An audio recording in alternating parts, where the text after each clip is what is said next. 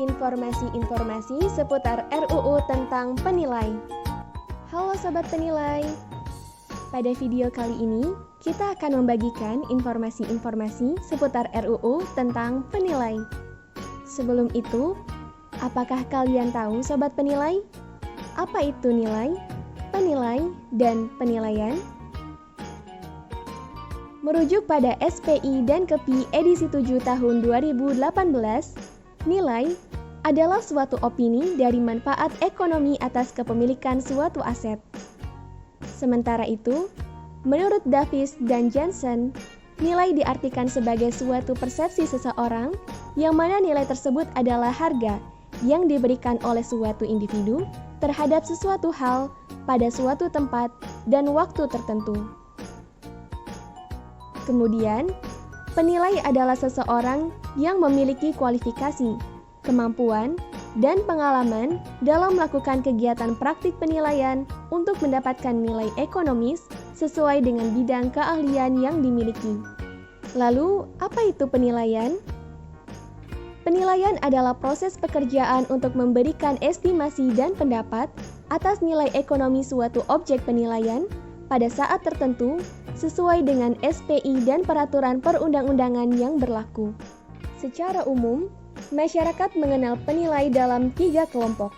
Pertama, penilai publik atau penilai berizin. Penilai publik atau penilai berizin dapat diklasifikasikan kembali menjadi 4, yaitu penilai properti, penilai bisnis, penilai properti sederhana, dan penilai personal property.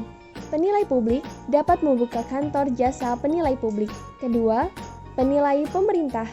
Penilai pemerintah umumnya adalah penilai yang bekerja di Direktorat Jenderal Pajak dan Direktorat Jenderal Kekayaan Negara Kementerian Keuangan, serta penilai yang berada di pemerintah daerah. Ketiga, penilai internal. Penilai internal adalah penilai yang bekerja untuk bank, pegadaian, dan lembaga keuangan lainnya.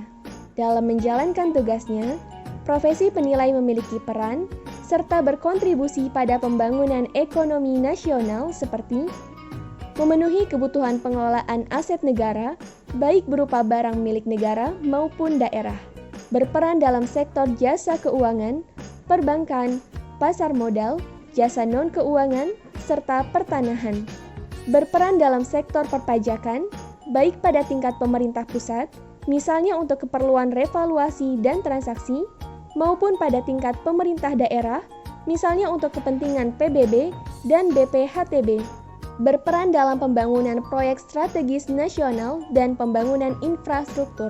Sobat Penilai, tanpa kita sadari, profesi penilai sangat dekat dengan kehidupan kita sehari-hari.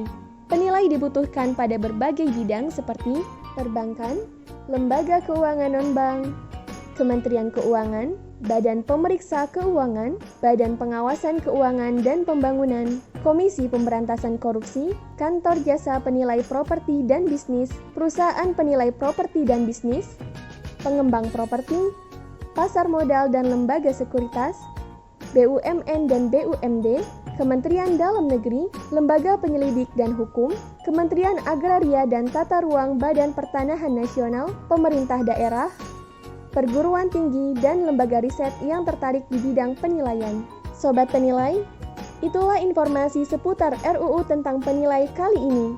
Nantikan informasi-informasi selanjutnya pada Instagram, YouTube, dan Facebook resmi Direktorat Penilaian. Sampai jumpa di lain kesempatan.